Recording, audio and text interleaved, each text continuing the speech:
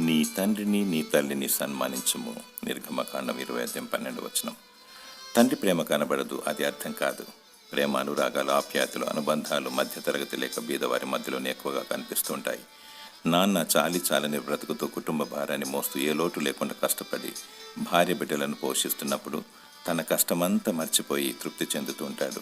కన్నబిడ్డలు ఇతరులకు సరిపోల్చుకుంటూ ప్రక్కింటి వారిని చూడు, వాళ్ళ డాడీ ఏ కొదువ లేకుండా పోషిస్తున్నాడు, వారికి కార్లు, బంగ్లాలు, ఆస్తి సంపద ఉన్నాయని తండ్రిని నిలదీస్తూ ఉంటారు.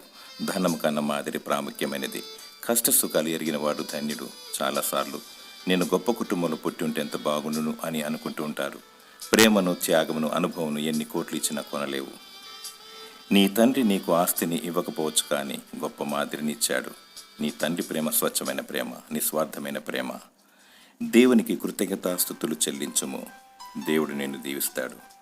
దేవుడు నీకు దీర్ఘాయుషును దయచేయునుగాక. ఆమేన్.